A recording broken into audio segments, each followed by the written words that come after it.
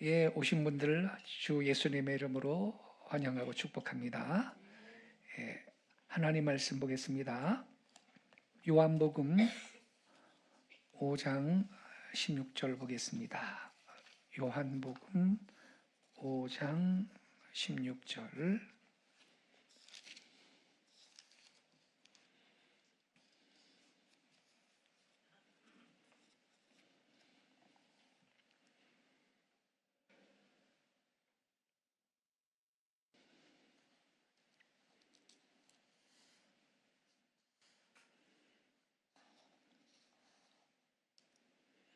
(16절부터) (18절까지) 우리 같이 읽겠습니다. 시작. 그러므로 안식일에 이러한 일을 행하신다 하여 유대인들이 예수를 박해하게 된지라. 예수께서 그들에게 이르시되 내 아버지께서 이제까지 일하시니 나도 일한다 하시매 유대인들이 이로 말미암아 더욱 예수를 죽이고자 하니 이는 안식일을 범할 뿐만 아니라 하나님을 자기의 친아버지라 하여 자기를 하나님과 동등으로 삼으심이러라. 아멘. 여러분, 여기 17절에 보면요, 예수님께서 이렇게 말씀을 하셨습니다. 내 아버지께서 이제까지 일하시니 나도 일한다.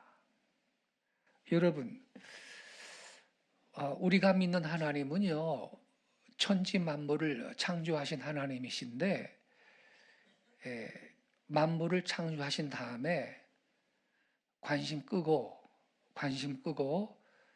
그냥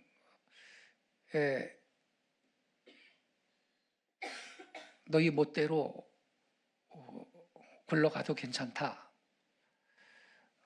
이렇게 뒷짐지고 계시는 그러한 분이 아니고요. 여기 예수님 말씀하셨듯이 내 아버지께서 이제까지 일하신다. 천지 만물을 창조하신 하나님은 창조 사역도 일 아닙니까? 일. 만물을 창조하시는 것도 일인데 그 후에도 이제까지 일한다. 뭔 일을 하시겠어요? 만물을 다스리시고 섭리하시고 통치하실 뿐만 아니라, 여러분, 아담과 하와가 뱀의 말을 듣고 범죄했을 때 아담아 네가 어디 있느냐, 뭐 하나님이 어디 있는지 몰라서 물어봐요? 그걸 다 아시죠. 너의 지금 영적인 처지가 지금 어떤 상태냐, 이걸 묻는 거거든요.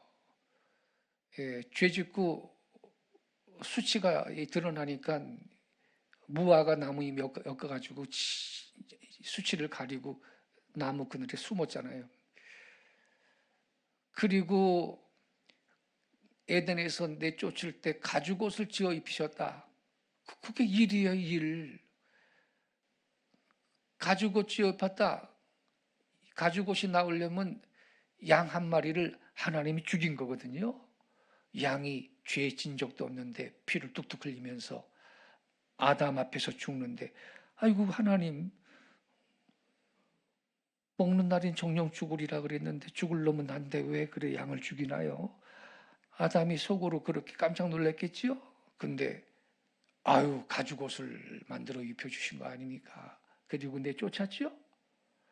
그 가죽옷은 우리의 의의 옷이 되시는 어린 양 예수님의 옷, 그걸 지금 예고한 거 아닙니까, 여러분?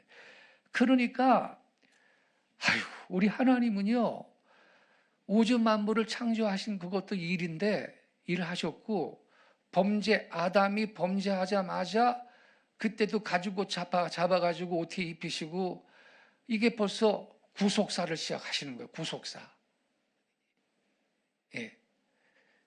죄 가운데 영원히 죽을 수밖에 없는 인류를 구원하실 계획을 세우시고 그림자를 먼저 보여주시죠. 가죽옷은 언젠가 인류의 죄를 대속하실 예수님을 다시 예고하신 거 아닙니까? 그리고 때가 되니까 예수님 보내시고, 예수님이 오시려면 예수님이 태어날 국가가 있으니까 국가가 먼저 있어야 돼. 그러니까 이스라엘 나라를 조성하시고 그들과 관계를 맺으시고 율법을 주시고 이렇게 일하시는 거 일을. 여러분, 하나님은 지금도 일하시는 하나님이신 걸 믿습니다. 예, 지금도 열방을 통치하고 계시고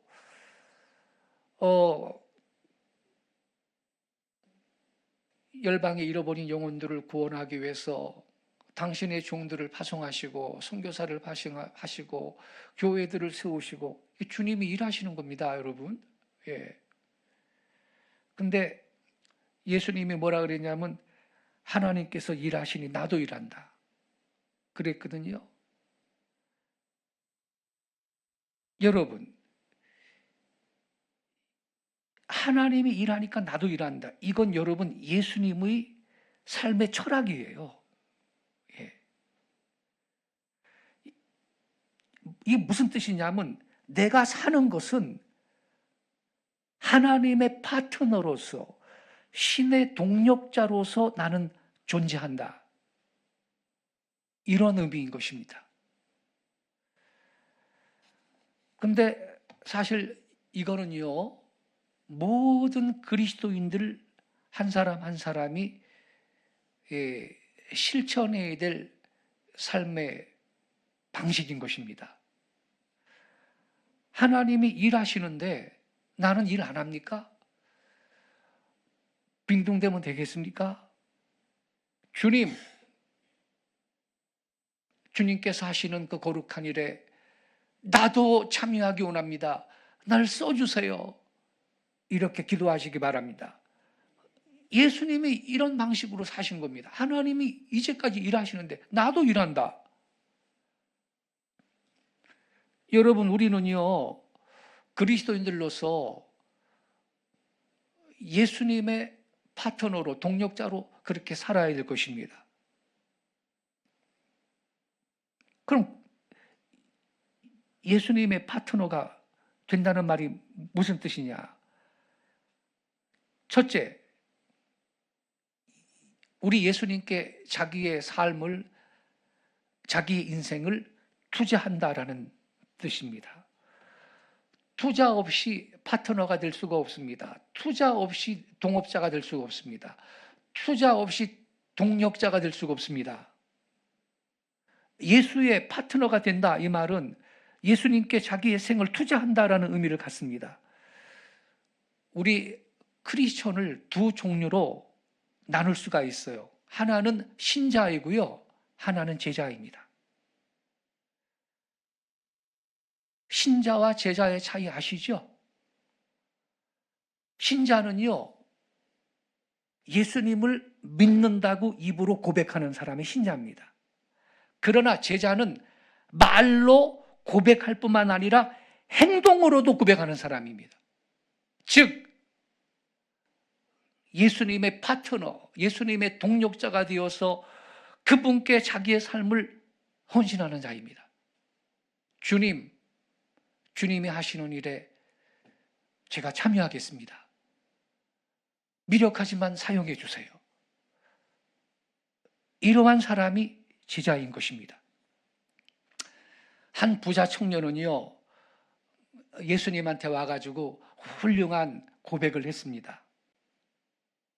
그러나 너 좋아, 네 재산을 팔아가지고 가난한 사람한테 나눠주고 나를 따르라 그랬죠. 그랬더니 이 부자 청년이 재산이 많기 때문에 마음에 근심해서 돌아갔다고 써 있잖아요, 여러분. 이 청년은 예수님께 투자하는 일에는 실패했습니다. 그는 신자였지만 제자는 못된 겁니다.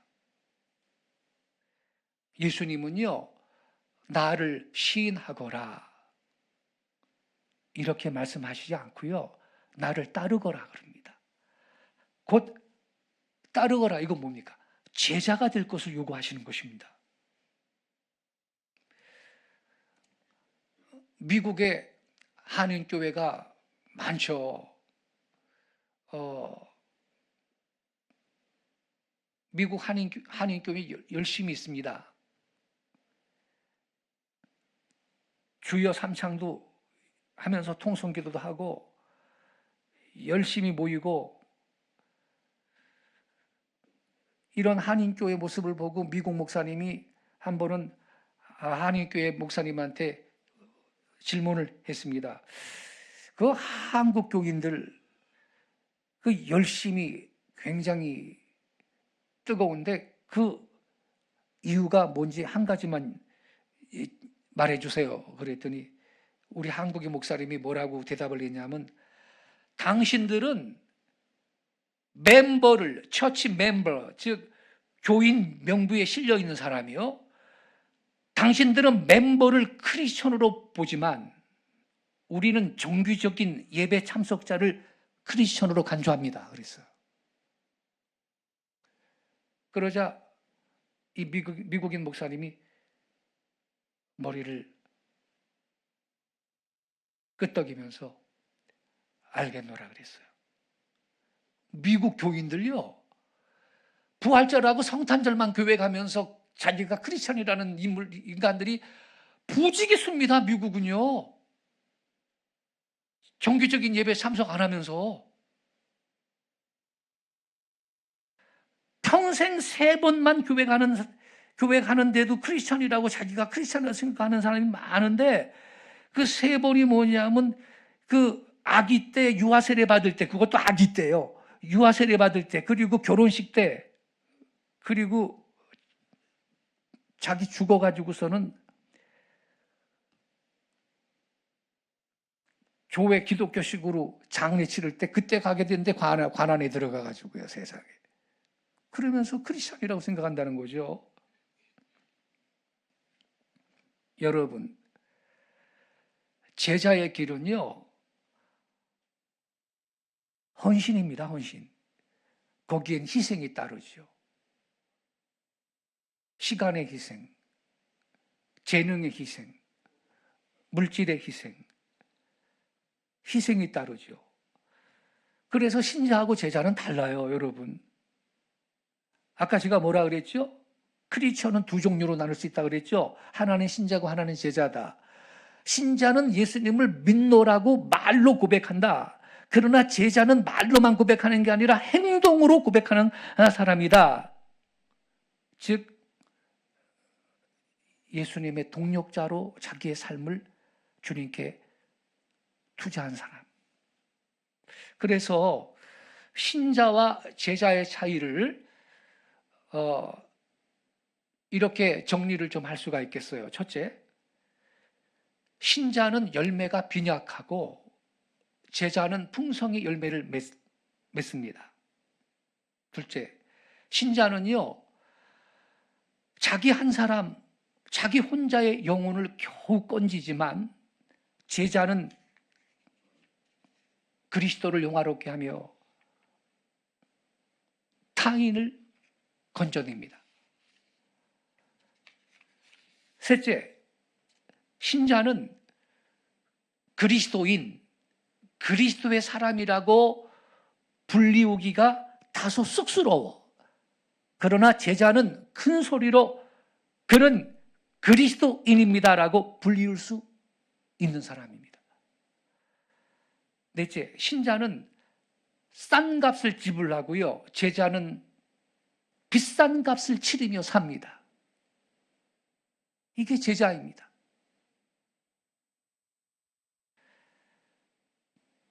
제자의 삶을 사십니까? 다섯째, 신자는 빈 어깨로 천국에 가려 하고 제자는요, 그 어깨에 남의 십자가까지 지고 천국을 향합니다. 여섯째, 신자는 혼자 기뻐하고 혼자 만족합니다. 그러나 제자는 눈물과 기쁨을 교회와 함께 나누고 지체들과 함께 나눕니다. 끝으로 신자와 제자는 겉은 비슷하게 보이지만 질과 속은 다릅니다. 여러분, 주님은 나를 따르라, 우리 모두에게 제자가 되라고 요구하셨는데, 이상 7가지 신자와 제자의 그 차이점을 마음에 새기면서 다시 한번 제자의 삶을 살기를 결단하시기를 바랍니다. 둘째로요, 예수님의 파트너가 된다는 것은 예수님과 생각과 행동을 함께하는 겁니다. 예, 생각이 다르면 파트너가 아닙니다. 동력자가 아니에요. 배신자입니다. 예수님의 파트너가 된다는 이 말은 예수님의 생각으로 내 마음을 채우고 예수님의 움직임이 내 움직임이 되는 것이며 예수님의 방향이 나의 방향이 되는 겁니다. 헨리 토로라는 분이 있는데 그 미국의 노예 해방 운동에 헌신했던 사람이거든요. 이 사람이 노예법에 항의하는 뜻으로 세금 불납 운동을 펼치다가 감옥 갔습니다. 근데 그 랄프 에머슨이라고 유명한 사상가이자 설교가인 그의 친구가 감옥을 위문차 방문을 했거든요. 이 철장을 사이에 두고 대화를 했는데 에머슨이 농담조로 한 말이지만 이렇게 말했어요. 자네 그 속에 들어 앉아가지고 뭐 하나 그랬어요. 그랬더니 안에 있던 토로가 하는 말이 자네는 바깥에서 뭐 하고 있나 그랬어요. 이 말이 망치로 자기를 때린 것 같았대. 가책을 받았다는 거예요. 자네는 바깥에서 뭐 하고 있나.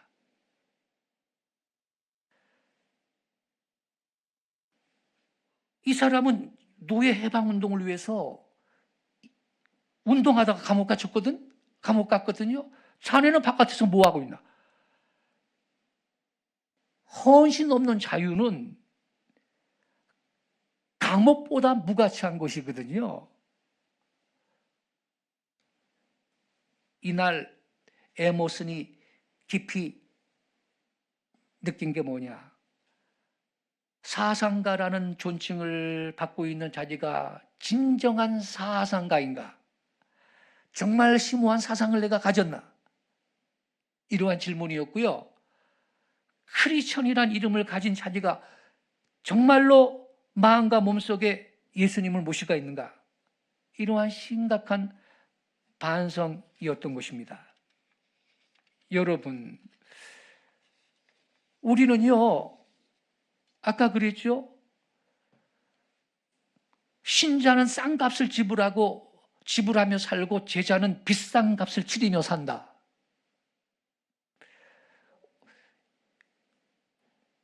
이 변두리의 깜깜한 밤에 기도하겠다고 시간을 들여 여기 모이신 여러분들은 우리 주님 모실 때 비싼 값을 치르며 사는 신실한 제자인 줄로 저는 믿습니다. 남은 자들입니다. 남은 자들. 주님께서 우리의 기도를 들으실 것입니다. 여러분, 예수님의 파트너가 된다는 이 말은요, 이 형식이 아니라 진짜로 예수님의 생각, 예수님의 움직임이 내 속과 내 생활을 채우는 것을 뜻하는 것입니다. 끝으로 예수님의 파트너, 예수님의 동력자가 된다. 이건 무슨 의미냐? 예수님과 함께 십자가 제단에 자기를 올려놓는 것입니다. 재물이 못된 사람은요, 그럭저럭 살다가 많은 겁니다. 근데 재물이 된 사람은 무엇인가 빛을 남깁니다. 뭔가 빛을 한 가지라도 남깁니다. 재물이 된 사람은 그렇습니다. 그래서 참된 제자의 삶의 비결은 뭐냐? 나를 십자가의 제단에 올려놓는 것입니다. 그 한 개의 결정에 제자가 되는 것입니다.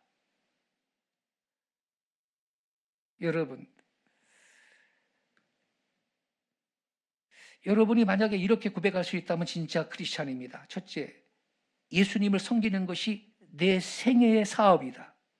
두 번째, 예수님의 뜻이 내 생활 철학이다. 세 번째, 예수님과 행동을 함께 할 때 나는 기쁘다.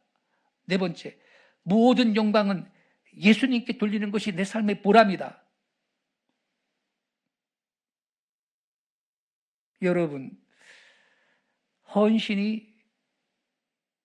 그래서 헌신이 먼저 이루어져야 하는 것이죠.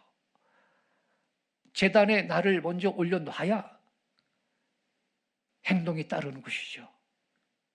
그래서 아무쪼록 여러분, 이제 우리 세 분과 함께 신자의 단계에서 우리가 좀 뛰어넘어야 되겠어요.